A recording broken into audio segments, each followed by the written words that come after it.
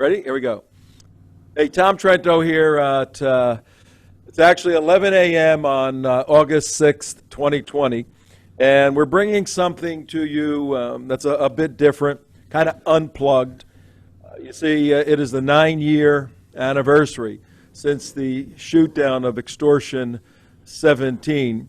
And some of the United West folks were at an event in Deland, Florida, when this happened Saturday morning, and some of us didn't know each other, some of us knew one another, but our lives intermingled on that horrible tragedy that day, and we have been together ever since for 9 years, doing whatever we do here at the United West to proclaim the truth. So I thought it would just be interesting to pull a few of the folks who were there together, just share our remembrances of that day, and then we'll kind of piece it together as to where we are 9 years later. So just by way of introducing, we have Mark in the studio running this Zoom meeting. Say hello, Mark, so they can see you. Hello, Mark Campbell. Got to see you on the screen there. And then we can put everybody up in like little windows like Hollywood Squares. Are we ready, or what are we doing? For our viewing audience, this is just live. You know, we're taping it, but we're not post-producing this. We're just going to share our hearts and we haven't collaborated. I don't really have a script, but yeah, I just found out about this call literally 20 minutes ago. 20 minutes ago. Yep, I got to go do my televet, so. Let me go to Mary. Mary was there. Gotta go. You got to go, but you'll be back. Annie, back. you there? Annie? Where are you, Annie? All right, whoever is controlling the... I'm not controlling it. Am I controlling it? Yeah, you're controlling. Well, I'm trying to get other things going here. You got to control. Now, there's Roger. We got Roger. Okay. So we got Mary, Ann, Roger, Mark, Tom, and Alan. Is Alan with us yet? No, he's coming on. He'll be He's coming running on. around. All right. Well, guys, if we can do the Hollywood Squares thing, this makes more sense. Well, I have it on here. You're seeing that. That's why you're seeing that. Okay. Yeah. There we go. There we go. Okay. And we're only missing Mary. oh, She'll be Mary back. and Mark. We're missing. Oh no, we got Mark. Right here. So Mary and Alan. So there's 6. All right, Alan, you with us? I'm here. I see you. Okay. Can you put your video on? No. Yeah, in the car. Who cares? Right now, we had an audience of 500 people, 1,000 people to start. Right now, there's about 2 people going. These screwballs. What are these screwballs doing? There's Alan. All right. All right. All right, folks. 9 years ago, our lives have intertwined just magnificently over the past 9 years. I'll start out, and then anybody just kind of jump in, because that was a very chaotic day. I remember we were in Deland, Florida, the Clarion Hotel. The reason why we're doing this, I got one of those remembrance flyers on Facebook the other day. That was the promotional flyer. And I said, you got to be kidding me. It was I was speaking, I think, at 9 o'clock. About 6 o'clock in the morning, I'm in the hotel room upstairs from the ballroom downstairs, and I see a news flash that a special forces helicopter went down in a remote part of Afghanistan, and no reports on survivors, and it was just too much information for something being shot down. It was Well, you have to back it up a second, Tom. It was very bizarre. You have to back it up 1 second, Right. Tom. The reason we were there was because in Deland, Florida, there were Muslims jumping out of airplanes, precision landing in football fields. Now, that was the whole irony of this whole thing. Muslims jumping out of airplanes in Deland, Florida. Precision landing in football fields. Is that the beginning of a joke, or what is that? That's the whole reason we were there. Well, the other reason, if you remember, Roger, remember who the president was in 2011? Yeah. That was Obama. Well, what he said, if you remember, he said, I'm pulling the troops out of Afghanistan by January 1st, 2012. And 90 days, 94, 95 days before August 6th was May 1st. Remember what happened on May 1st? Yeah, Biden outed SEAL Team 6 as the group that had killed bin Laden. Yeah, May 1st, and Annie, I'm going to come to you in a second here. On May 1st, 2011, SEAL Team 6 had that magnificent operation, killed bin Laden. And then 2 days later, Monday at an event, we got to pull that out and show people Biden drunk, outing SEAL Team 6 and the ramifications of that.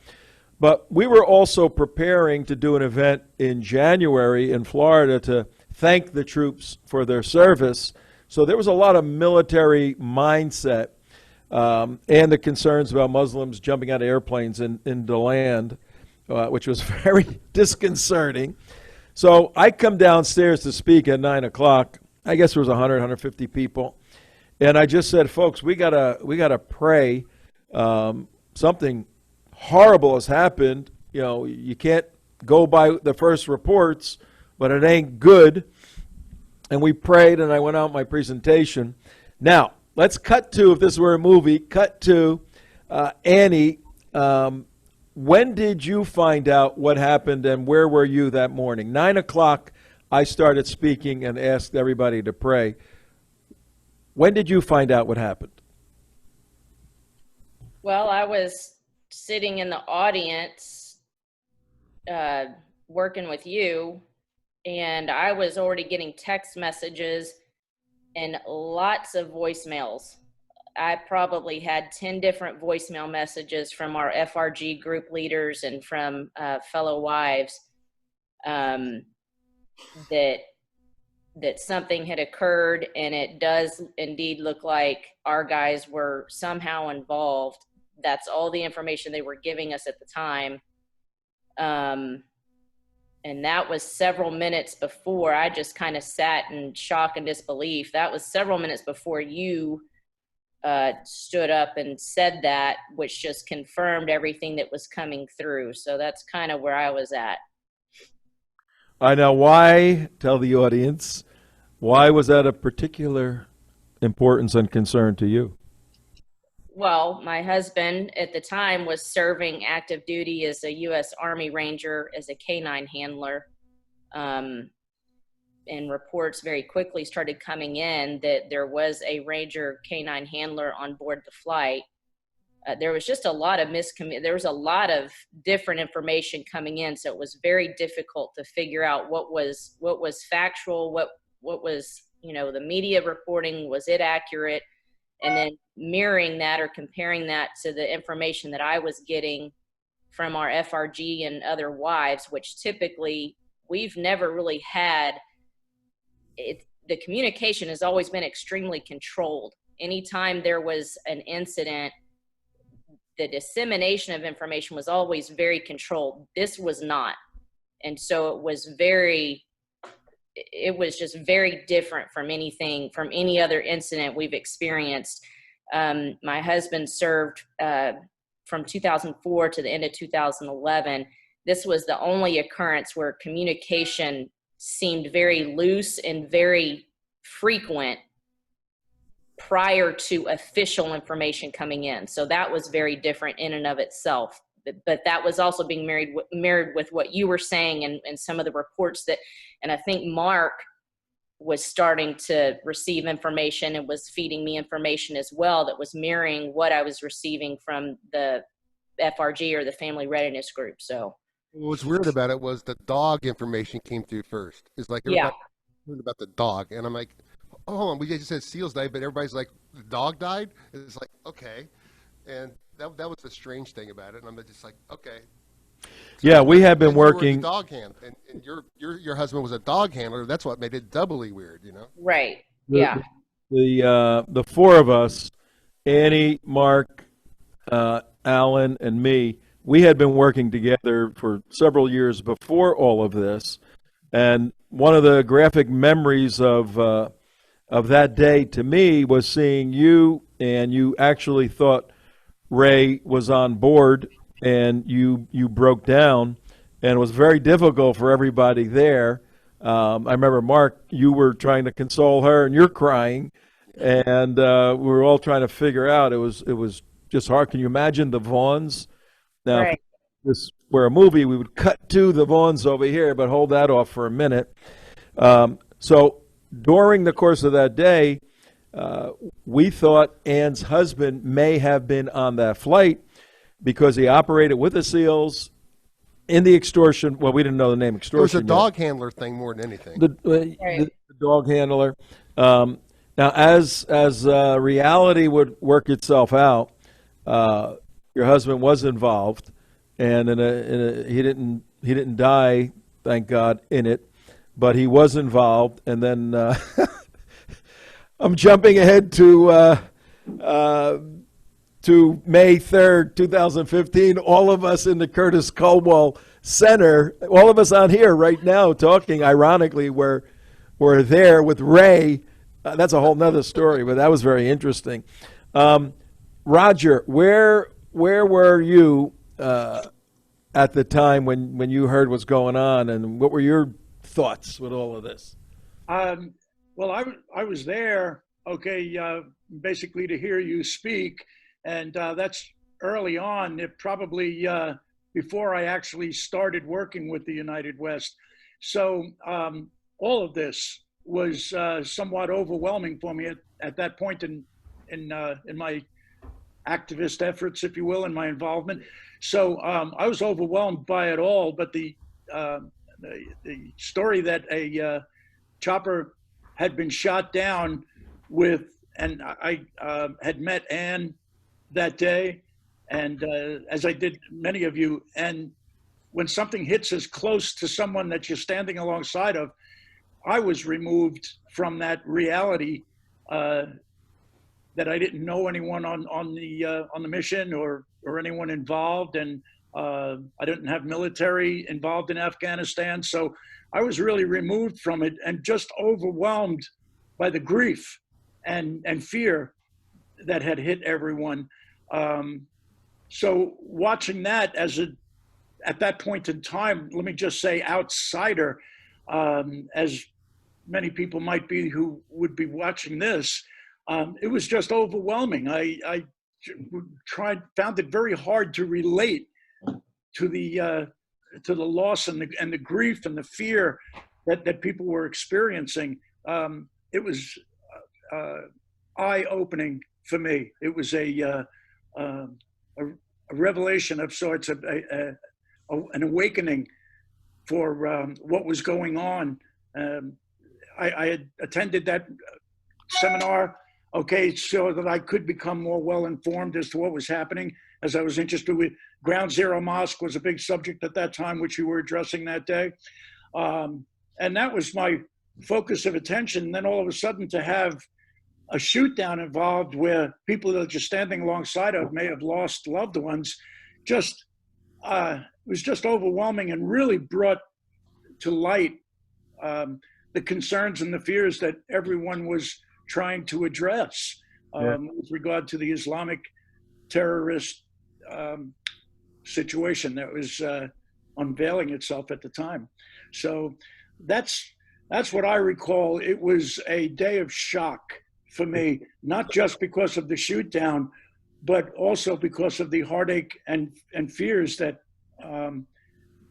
that it brought out of the people that I was brand new to meeting at that time. It was just, you meet people, it's supposed to be a good occasion that you meet them. And this turned up not to be a good day, obviously. Well, yeah, that's a fascinating insight that I hadn't thought of. And if anybody's watching this, and we're not doing this for an audience per se, we're doing this to remember the 30 heroes that died 9 years ago today, and just our unique ways in which we have been involved. But for those of you listening and watching, Roger was not part of the United West team at that point, but he's reflecting upon seeing the concerns of Annie and Mark, thinking that her husband had died. And ironically, not planned today, I didn't know he was in town. I thought he was working. Ann's husband, Ray, just joined us. How you doing, man? It's been a while since I seen you. How are you? Doing great, doing great. How is everybody? I'm on vacation this week, so. There you go. You're a star, though, also. There's so much to discuss, but you probably, Ray, have heard this story before. I was speaking at an event, and all the people you're looking at, Mark and Alan and Roger and Mary and your wife, we were all there, and I didn't know you then. We knew your wife, and she thought there was good evidence that you may have been on that flight, and her concern and compassion, along with Mark, two of them crying, just as Roger said. I didn't know you, dude. Yeah. Mark was crying like a baby, but you were actually there. Let's just segue for a moment of pick up the story. We're in safe, beautiful Paradise, Florida, Deland on a Saturday morning. Where were you when you heard that something happened? We actually had the good flight crew that night, so we were flying back from a mission. So we were in the bird when we heard, and that they had been down for about 45 minutes, and it was engulfed and flamed, and there was no movement. And we went back and refitted and went out and secured the crash site that night for 3 days. But she was probably worried because I was talking about flying with Extortion all deployment, and how scary it was and stuff like that. So she knew what was going on with them. So something was going to happen, and I probably talked about it a little bit, even though I wasn't supposed to. I didn't hear anything. Well, but for people that may be watching this, you're in Afghanistan. You're operating with the SEALs. What was the role of the Rangers, the 75th? What was your job with the SEALs at that time?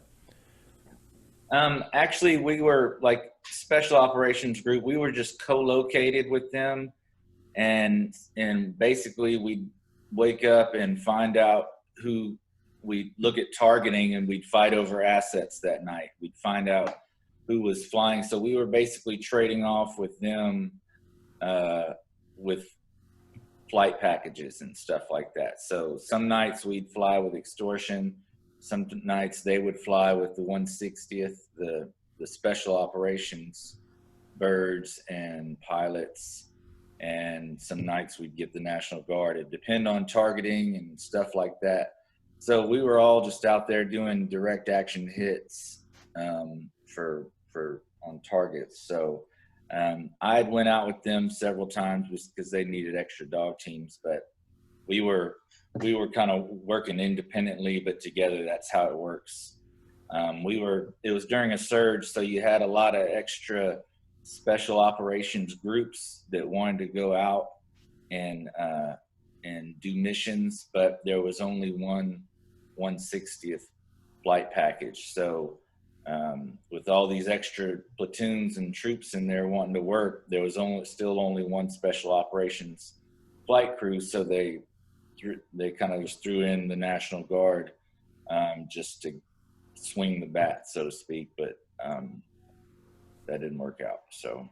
Yeah, I don't want to get off in the weeds, but for our audience, yeah, the Rangers flew with 160th special helicopters, special teams designed for special operations. But because Obama spun up the surge, and we know this because of all of our work now on the extortion situation. Everybody wanted to get in on the action. Everybody wanted to be involved with the SEALs or the Rangers. So they were just mission after mission after mission, and not enough proper helicopters to run a proper special operations in these very difficult terrain. So they threw out some of the as Billy Vaughn calls them, school buses, flying school buses, and that's one of the ones that got hit. But Ray, before I get to Alan and Mary, Ray, walk us through landing and then you taking up a security position around Extortion17?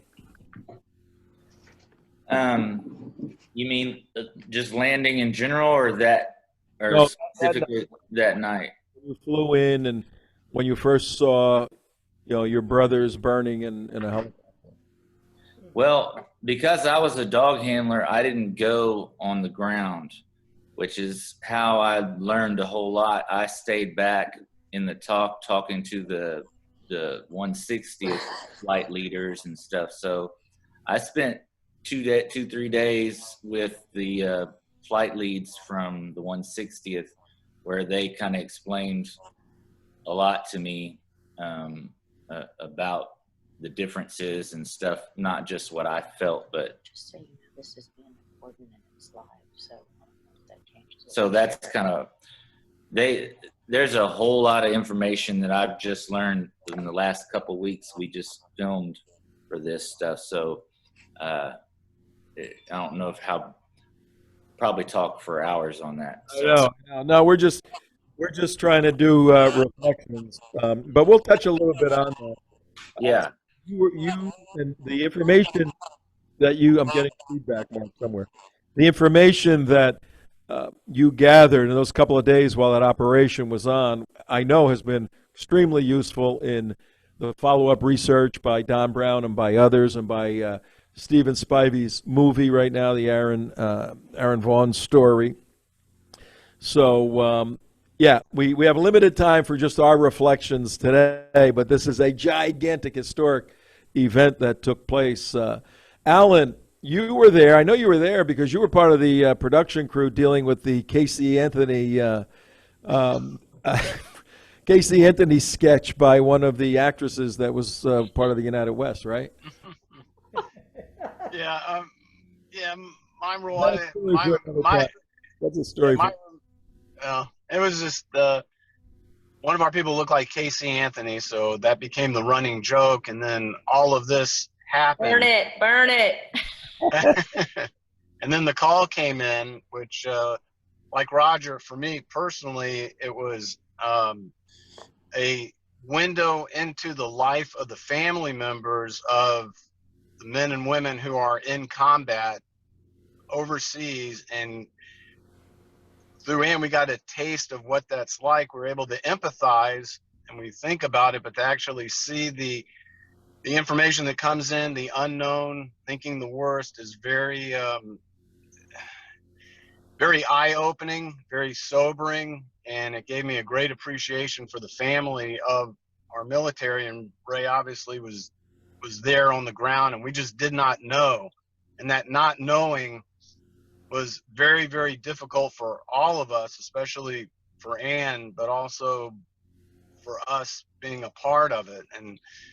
But I'd rather hear from Ray, because Ray was there. He can give us some insights of what was happening on the ground that won't be able to get anywhere else. So Ray, I'm handing it off to you. Well, let's do this, because this is really designed for our personal reflections, and not so much an analysis of the shootdown. And we got a little view from Ray, his personal reflections, but we'll get back to that. But Mary, you just rejoined us after doing a televet. They have televets. Does a dog talk to your veterinarian, or how's that work? Yeah, he does. He barks into the screen, and the vet understands him. Good. Now, you were helping with our table, the United West table. When did you first hear of what happened that morning, and give us your personal reflection? Wow, 9 years ago. It's hard to remember yesterday, but I remember 9 years ago being an event that I thought, I brought my aunt to it. She turns 80 years old today. We're going to do a special event with her later, but I'm going to ask her to remember that day as well when we get that. But I brought her because I wanted her to see and understand what the United West was all about, and how this is a family. All of you folks are a family. We're not just friends. We're not just acquaintances. We've been a family for a long time, and I've always felt that. And Ann has been a very special family member for a very long time, her and Ray both. And so that day came, and I said, well, all right, Tom's speaking. I kind of know what Tom's speaking about, so I'll man the table out front and collect whatever I can for, we were selling books and some of your DVDs. I think Obsession is what you used to sell a lot back then. Yep. And then the word came, I think, through Ann. I think Ann's the one that came out and said, oh my God, have you heard what happened? I don't know where Ray's at. I don't know how I'm going to find out where Ray's at. And all I felt like, I have to calm her down. I have to stay calm myself and keep her calm. And she was chaotic. She didn't know what to do. She didn't know where to go. She didn't know who to call. And I kept trying to just keep her calm so that we could all think through where we needed to go next and find out where Ray was at and make sure he was okay. And now I'm getting teary-eyed just thinking about it.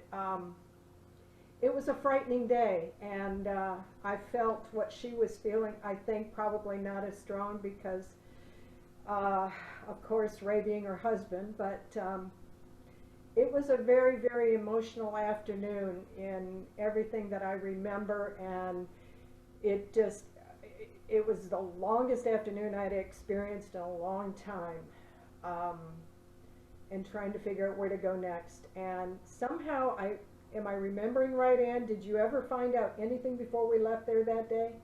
I think you did later in the afternoon. I think it was much later in the day. I just remember, and maybe somebody can help me, there was a couple, two different couples actually, that came up to me and were ready to do whatever needed, both financially and logistically, to get me to DC. I just remember how bizarre it was that conversation was even happening, that I might need to get to DC for, I guess, for them bringing the soldiers back. I don't remember all. I was kind of in a haze at that point because so much information was coming in from our FRG, and that's where, you know, if we're not getting information from the FRG, we know things are fine and everything is good.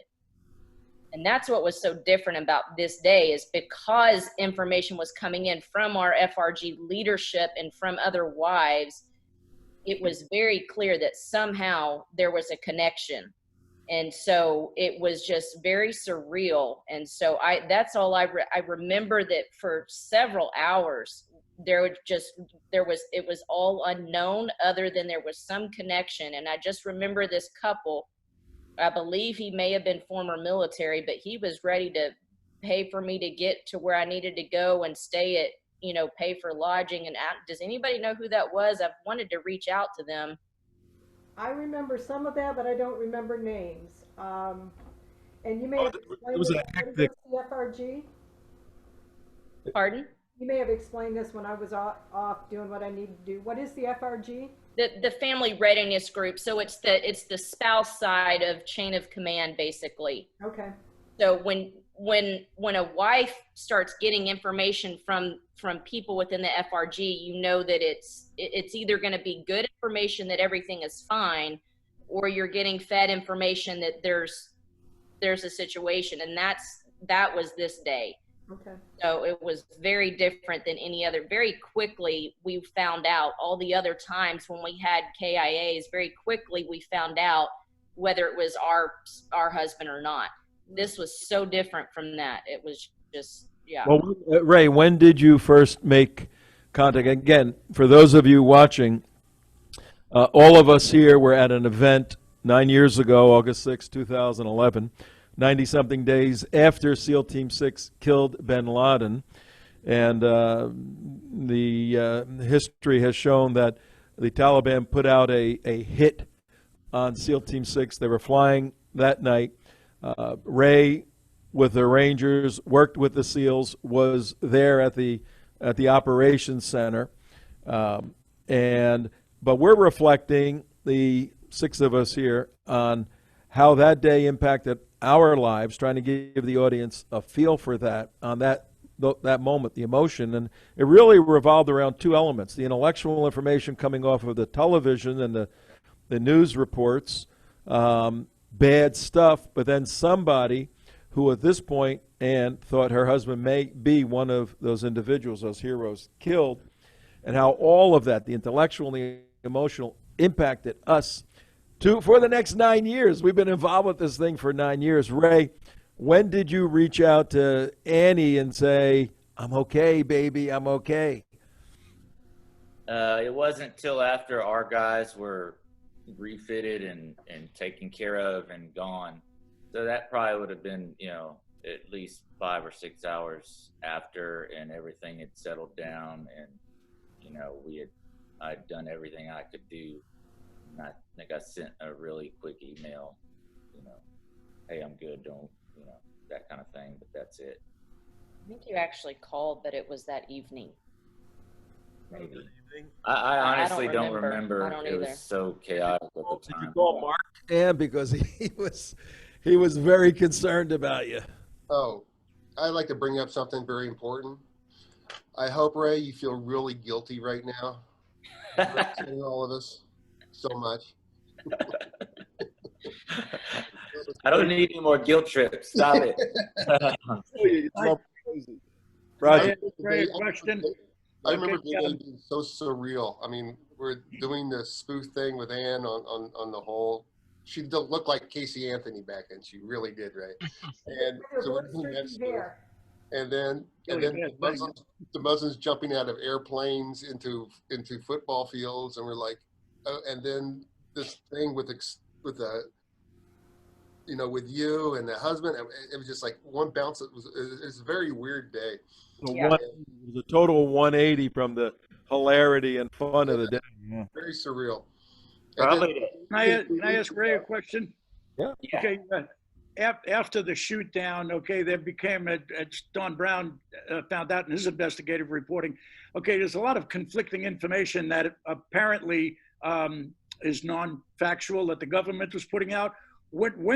And first off, do you agree that there was a lot of conflicting information? And when did you first hear about that information? You just said, "Oh, that's Roger." I remember it. I don't want to go into all the. We'll be here forever. We've got thousands and thousands of pages.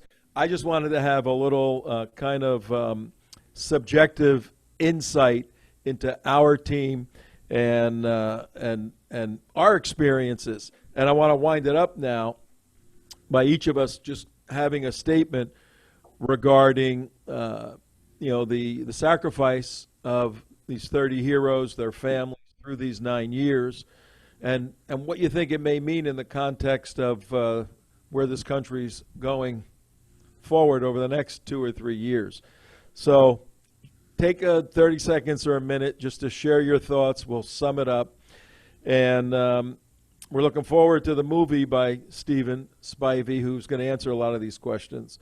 But right now, this is just, and for the audience, except for Mary, all of us here wound up in Garland, Texas on May 3rd, 2015 at the Joe Mohammed Free Speech Conference. And one of the amazing moments in my mind, and there were a lot of amazing moments, the first Islamic State attack in the United States. But Damon had asked me, Damon Rosen, he was with us. He's not on this call now because he wasn't with us in Deland. We were live streaming it for Pamela Geller, and Damon had asked me if he can go out and videotape the crowds and the protesters outside. I said, yeah, but don't go alone. And Ray was there, and I jokingly said, Ray, you think you could handle this assignment to go out there with Damon and dealing with some nasty Muslim protesters out there? And he looked at me and goes, yeah, I think I could handle it. So the two of them go out. And me. I was there too. Are you out with them? I didn't know you went with them, Alan. Yeah, I was outside. Yep. Okay. So, here's Ray, who made a living fighting these guys, going with our videographers, and they came back and said, nobody's there. Nobody's out there. Yeah, think about that for a minute. Which was a whole different thing. And that we'll have to do that story, all of us again, on what took place there. But Mark, share for 30 seconds, a minute, your how that day changed your life going forward. Oh yeah, well, it changed. Well, the whole issue you see up over your right hand shoulder changed my life as far as like all the work we did investigating and all the filming and everything else like that. It just really was a day changing event in all of our lives. And trying to get the movie made and everything else like this, which I still think is going to get made one day, by the way. We're not giving up on that. But the day itself, like I said, was just very surreal. And I'll never forget the relief call that we got from you. And oh yeah, I got a call from him. He's good. He's okay. We're like, woo, wow, that was just, you know. And it made me feel like what would have a loved one over in theater and stuff like that. But I do have a question for Ray. When you're over there, I mean, and stuff like this happens, how hard is it to get a call back to loved ones? I mean, give the people on this side an understanding of what you guys go through as far as like when something is immediately going to your mind that, oh my God, they're going to be worried about me, or what happens, you know, in that mindset. Okay, I think I can help you out with the questions and what y'all are getting at. For me, it was very surreal, just like you're talking about. It was just a shock. But what they do whenever somebody dies is you just got to keep working. You got to keep working, and you don't really get an opportunity to stop and think too much. We just keep pushing, and it's not till later that we get to like really think about it and stuff like that. I was in such shock and anger and stuff like that. I didn't think about calling. I never would have thought Ann would have thought that I went down, which I should have, but there's just so much going on that, you know, you don't really get a chance. You just keep working because there's just too much to do. So I answered this question a week ago. You know, it's just hard to put into words what that whole thing was like, and the gravity of it all, and what we felt like was going to happen anyway, those types of things. But you don't really get a chance to stop and think, and they do that intentionally. But our guys were still out there too, so that was another reason I couldn't really slow down. You know what I mean? Amazing. But it was just, I mean, I still can't explain it. And to answer your question, Roger, I've been learning new stuff this whole time, and even last week talking with Don and Billy, and they learned some new stuff too that was just kind of shocking. So it's just a continual thing, and it never stops. But I think there's going to be a lot explained here pretty soon. Good. We're looking forward to that movie. Roger, briefly, how'd this thing change your life and that day in Deland, Florida? Prior to Deland, I was comatose with regard to political events, okay, and Islamicism, etc. Okay, I just wasn't involved, and the Extortion17 event was an explosive event because it all came to light in my first contact, which was the Deland event. I then heard you again, Tom, in South Florida. And then I went up to Jensen Beach a couple of weeks later to hear Brigitte Gabriel. Those three events got me off the couch, but those are the three fuses. And the Extortion17 event, the Deland conference that you had, was the explosive event that actually got me off the couch and got me involved. And here I am all these years later. And I would say I'm actively involved in trying to fight these things. And so it's a very big event in my life. Although I was not associated with it at all, it certainly has had a great impact on my life. I don't know how else to put that. It was you put it the quite thing that brought me out into the activism world. You put it quite well, and I knew that day had an impact. I didn't realize it had that significant of an impact, but that's pretty cool. Alan, what about you? Oh, viewing it from the periphery through Ann's emotions and what she was going through opened up my eyes, as I said earlier, with the military and what the families go through, and then this situation, as explosive as it was, it formed we were able to build a good relationship with the Vaughns and see how it impacted their life. But for me, what's happening today is there's still one thing out there that has not yet been resolved, and that's Joe Biden outing the Navy SEAL, SEAL Team 6, and he still has yet to pay the price for that seditious behavior. And that mistake, whether it was just a mistake or calculated, who knows, who cares? But that price still needs to be paid, and I think that needs to be finalized as we go up into the election. The Joe Biden outing SEAL Team 6 is still out there and needs to be resolved, and resolved quickly. He doesn't know what he's saying, and that's why he can't be president. Well, let's do this. Mary, I'm going to ask you next for your closing thoughts, but today's August 6th, 2020, 9 years since the shootdown, and we've been very, very involved. You think, Mark and everyone else, you think we have the capability to dig into that Biden moment and produce something? Absolutely. And the Mad Dog Mattis moment too, you know, that nobody talks about either. He was that holds him accountable, but let's produce a little something. And we've talked about it a lot, but I think you're right, Alan. I think identifying it, laying it out crystal clear, particularly going forward, because if he becomes the commander-in-chief, we see the ramifications of that based upon how he's handled some of this in the past. So we will, mark my words, we will produce something in the very near future on that. Mary, your concluding thoughts on our team being in Deland 9 years ago today.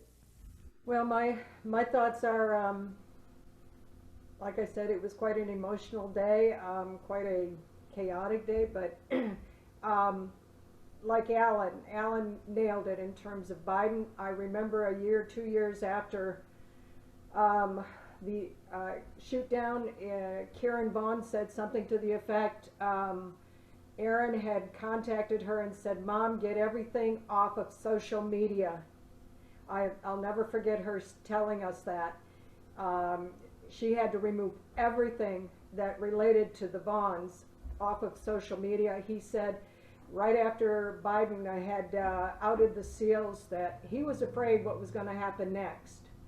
And so then we have Extortion17, and it made me angry, it made me mad, but it also made me appreciate and realize the military and what they do for this country and the sacrifices they make.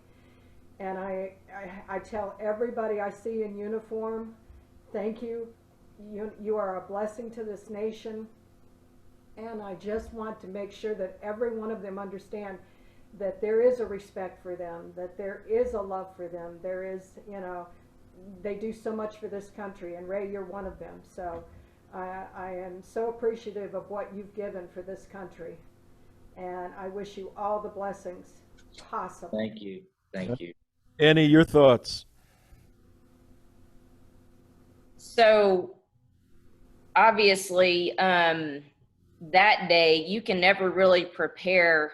You know, you can say in your mind and you can say out loud how you're going to respond to various situations. And I would like to say that I would be calm, cool, and collected. And that's not the only incident where, you know, it was questionable that perhaps Ray may have been involved in an incident. And 2 other times I responded calm, cool, and collected. This time it just came out of nowhere and so fast, and the information again that was coming in to almost kind of confirm that it wasn't looking good. You just never know how you're going to respond, you know, to that kind of news. And so it really gave me a empathetic and sympathetic, to a degree, mindset for the families of those who have actually experienced the loss of a loved one through war. And, you know, I speak specifically of the Vaughns and of Aaron's wife, and just imagining the horror of the day that they get that news. And it just, you know, as several of you have said, it just, even being military, it just really brings a deeper appreciation for those families and what they've experienced and are still experiencing. In a lot of ways, that day for me is really over and concluded for the most part, but it's not for them. And so they're still affected by it every single second of every day.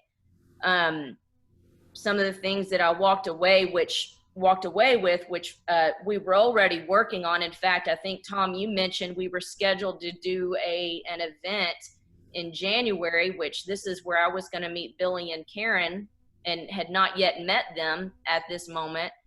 And one of the things I was speaking on was rules of engagement and a total lack of trust in the government from the top down, and how it was affecting our guys. And that was one of the things that he and I would discuss, you know, throughout the time, was how certain decisions were being made and changes were being made from the top down, that we were beginning to lose guys. We hadn't lost a guy in I don't know how many years. And then all of a sudden, after the rules of engagement changed and other things were changed, we started losing guys and things like this started happening. And so there was absolutely an anger from within me that, as a wife, I felt called to speak out about those things, because I felt helpless not being, he's over there fighting, engaging the enemy physically, and I felt that I needed to do something somehow. And that, I guess that's what I felt was my way of participating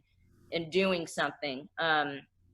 So I think those are probably the main things that I take away from that day, and just really an extreme deep appreciation and love for our military families and for those who have paid the ultimate sacrifice, and you know, like for my husband, for other military personnel that they've been in the battle, they've seen their comrades, you know, killed in action, and just such a deep appreciation for them and the things that they've experienced that I probably will never fully comprehend. You will never comprehend the things that they've seen, heard, smelled, you know, all that stuff that they walk with that every day. So I just a deep appreciation and love for them. You've been my inspiration, Annie. Yeah, to many of us. All right, well, look, for those watching, we, all of us were together 9 years ago in Deland, Florida, except for Ray.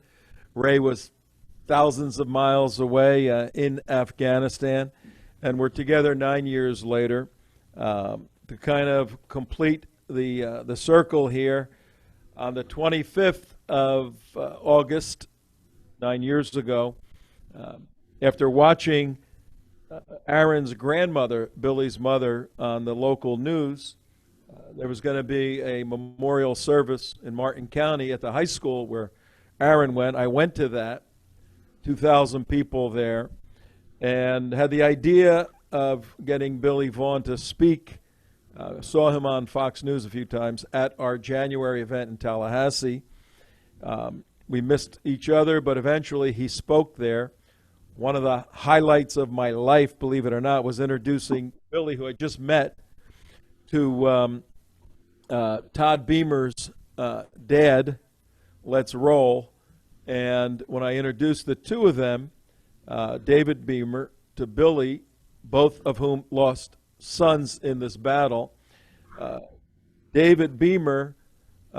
Billy said to David that one of the reasons Aaron joined the Navy, wanted to be a SEAL and fight, is because of Todd Beamer's famous last words on that flight, "Let's roll." That motivated Aaron to join. This thing is one big, interesting family. And I just started, you think Mark was a crybaby. I just fell apart in the old courthouse and literally had to walk away and go in a corner when I saw the confluence of these two men who lost sons in this war on Islamic Jihad. And then from there, we developed a relationship with the Vaughns in Israel and everything else to this day. Mark, you're right. The feature film will be made. Our hat is off to Stephen for the documentary he's produced, and we're all looking forward to seeing that. But my thoughts that day are, to this day, that those brave heroes, the 30 men and the one dog, was it Bart? The female, right? Bart, yeah. They did not die in vain by any means. They understood that they can give their lives in this battle, as all of us here do right now. And some of us may, with these crazy people that are out there. That's part of the game. But rest assured, none of those guys gave their life for what could take place on November 4th this year if the other side wins and we move toward a socialist, Marxist, crazy country that had nothing to do with what we fight for in principles of our constitutional republic. So I think there's an unbroken line between the kinetic battle and the cultural battle. And some brave men and women have to go and fight the kinetic battle. But some brave men and women have to fight the cultural battle, and that's our job at this point. And I don't think there's any termination date in when we stop that battle. So that day 9 years ago further motivated me to continue doing what we're doing 9 years later, and hopefully we'll be doing 9 years from now, fighting for the Judeo-Christian worldview as it's articulated in the rule of law basis for this country. And I just hope that we have many more days fighting together for the right, for the truth, for justice. So that's all I got, folks. I want everybody to have a wonderful day. We're just going to put this out on the internet, and, you know, anybody wants to do it. There you go. Yeah, you know, this was a cathartic experience for us. We'll get together in the future. Hopefully no jihadis are shooting at us in the future, okay? So, yeah, he's got the Aaron Von shirt on. You could see it, though. We saw it better at his desk. As an homage, and I have my BTDT again, 1996. 96, I went with, I was leading a film crew with Dick Marcinko, who's the founder of SEAL Team 6. We went back to Vietnam to shoot his story in country. That's a whole nother story, but this is a T-shirt from that. So we're wearing our SEAL Team homage T-shirts today for this little broadcast. I'm wearing a tan T-shirt, and I'm looking for sponsors. All right. Hey, everybody. All right, everybody. We'll see you. Thanks a lot. Thank you. Thank you, Ray. Ray, thanks for your service, buddy. Thanks, Ray. Love you guys. And Bye-bye. Thank you.